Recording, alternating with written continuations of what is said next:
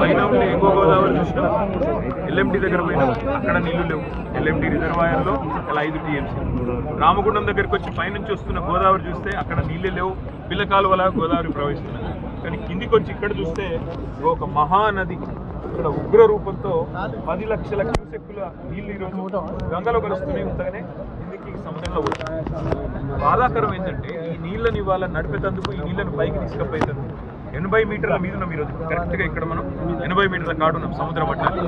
దీన్ని కేసీఆర్ గారు ఎట్లా డిజైన్ చేసిందంటే మల్టిపుల్ స్టేజెస్ ద్వారా ఒక్కొక్క దశలో పైకి తీసుకొని పోతూ 618 మీటర్లు కొండపోచమ్మ సాగర్ ఏదైతే గజ్వేల్లో ఉన్న మామూలుపల్లి కాడ అక్కడికి తీసుకొని పోతే హైదరాబాద్ నెత్తి మీద కుండబెట్టినట్టు. ఎందుకంటే హైదరాబాద్ 535 మీటర్ల మీద ఉంటుంది. హైదరాబాద్ నెత్తి మీద కుండబెట్టినట్టు హైదరాబాద్లో ఉండే తాగునీటి అవసరాలు, ఆ చుట్టుపక్కల ఉండే సాగునీటి అవసరాలు, పరిశ్రమల అవసరాలు అన్నిటినీ ఆలోచించి కట్టిన ఒక బహుళార్థ ప్రయోజనం ఉన్న ప్రాజెక్టు కాళేశ్వరం. ప్రపంచంలోనే అతిపెద్ద లిఫ్ట్ ఇరిగేషన్ ప్రాజెక్టు, అత్యంత విలువైన ప్రాజెక్టు. దీన్ని 4 ఏళ్ళ కట్టింది. ఇలా జరుగుతున్నది ఏంది?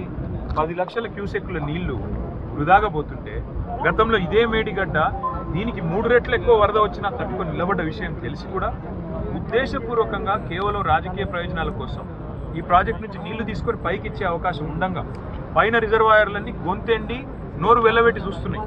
ఎస్ఆర్ఎస్పి నోరు వెళ్ళబెట్టి చూస్తున్నది, నిజాం సాగర్ నోరెళ్ళ పెట్టింది, సింగూరు నోరెళ్ళ పెట్టింది, కొండపోచమ్మ, మల్లన్న సాగరు, రంగనాయక సాగరు, అన్నపూర్ణ రిజర్వాయర్, రాజరాజేశ్వర సాగరు, ఎల్ఎండి అన్ని నోరెళ్ళ పెట్టి 240 టీఎంసీ కెపాసిటీ నోరు వెళ్ళబెట్టి ఇక్కడ ఒక బటన్ వస్తే అక్కడికి నీళ్ళు పోతాయి.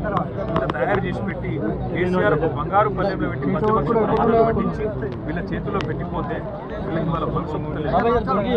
దొంగల లెక్క ఇలాంటి మీరు చేసిన ప్రచారాన్ని మేమే ఇంకొక తప్పదని అర్థమై ఇలా ఈ మేడిగడ్డ మంచిగా ఉన్నది, పంపులు మంచిగానే ఉన్నాయి, పంప్ హౌజులు మంచిగానే ఉన్నాయి. మీరు వెంటనే పంపింగ్ స్టార్ట్ చేస్తే రైతుల యాసంగి పంట ఇట్లే నాశనం చేసింది.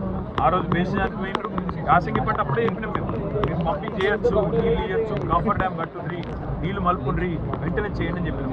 బేసిన పంట చేయలేదు. ఈ రోజన్నా ఇప్పటికన్నా ప్రభుత్వం నిధులలోంచి వెళ్ళి వెంటనే రైతులకు నీళ్ళు ఇవ్వాలంటే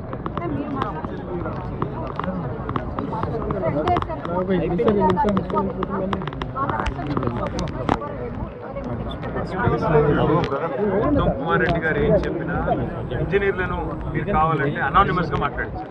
పాపం వాళ్ళు భయపడతారు కదా, ప్రభుత్వ అధికారులు మంత్రి గారికి వ్యతిరేకంగా ఎవరు మాట్లాడితే ఉద్యోగం పూర్తి అవుతుందని భయం.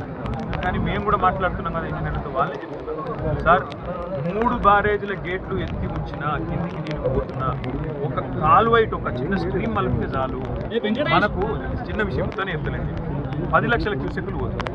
పంపింగ్ కేవలం 30,000 క్యూసెక్కులు ఉన్నప్పుడు పంపింగ్ చేసుకోవచ్చు.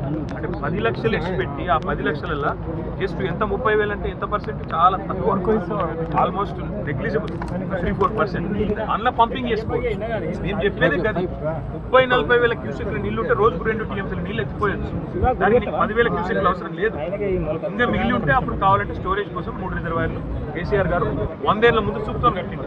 ఎందుకంటే ఇప్పుడు నిల్వ ఉంచుకుంటే భవిష్యత్తులో కరువు కాలంలో పంపు చేసుకోవచ్చు, మొత్తం రైతులను కాపాడుకోవచ్చు. ఉత్తమ్ కుమార్ రెడ్డి గారికి చెప్తున్నారు, ఇంజనీర్ల మాట కూడా ఇంజనీర్ ఇప్పుడు ఏం ఎలక్షన్ లేదు, మనం రోజు ఇచ్చిపోతే నీకు వచ్చే లాభం ఏం లేదు, రైతులను గోసవుచ్చుకుంటే ఏమొచ్చేది ఉన్నది? పార్లమెంట్ ఎలక్షన్లు కూడా వచ్చిపోయినాయి. మీకు 8 సీట్లు, బీజేపీకి 8 సీట్లు ప్రజలు ఇచ్చిండ్రు. ఇంకో 4.5 ఏళ్ళు ఎలక్షన్లు లేవు, అధికారం మార్చేది లేదు, మీరే మంత్రులు, మీరే ముఖ్యమంత్రి. ఎందుకు బేసి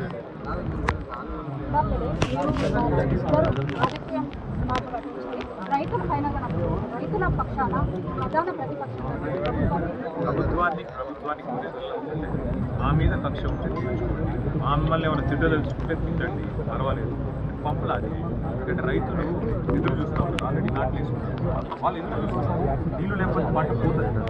దయచేసి ఎట్లయితే మనం ఇళ్లలో ఒక గంట సేపు మున్సిపల్ నీళ్ళు వస్తే అన్ని కుండలు, బిందెలు, డ్రమ్ములు నింపుకుంటాం, అట్లనే వర్షాకాలంలో ఫ్లడ్ మిషన్ పెద్ద ఎత్తున పోతున్నాం, బేకారుగా ఒనియకుండా దాన్ని ఒడిసిపట్టి నీళ్లు నింపుకోవాలన్నది తెలివైన వాడు చేసే పని. మేము అదే మాట, అన్ని రిజర్వాయర్లు నింపు, 240 టీఎంసీ నింపు, చెరువులు నింపు, అన్ని నింపుకుంటే తెలంగాణ సస్యశ్యామలకు ఉంటుంది, భూగర్భ జలాలు పెరుగుతాయి, బోర్లలో నీళ్ళు వస్తాయి, ఇళ్లలో ఉండే బోర్లు కూడా పనిచేస్తాయి. ఇన్ని లాభాలు ఉండేదాన్ని అనవసరంగా పేసేదానిపై చెడగొట్టకండి. మీరిగిన చెడగొడతారంటే మేము ఊరుకోం. ప్రధాన ప్రతిపక్షంగా రైతులను 50,000 మందిని తీసుకొస్తాం. కన్నెపల్లి పంప్ హౌస్కి వస్తాం, తప్పకుండా మోటార్లు చాలు చేస్తాం. మనం 17 మోటార్లు ఉన్నాయి, చాలు చేస్తే మిడిమానకు పోతే ఆ పని చేస్తాం.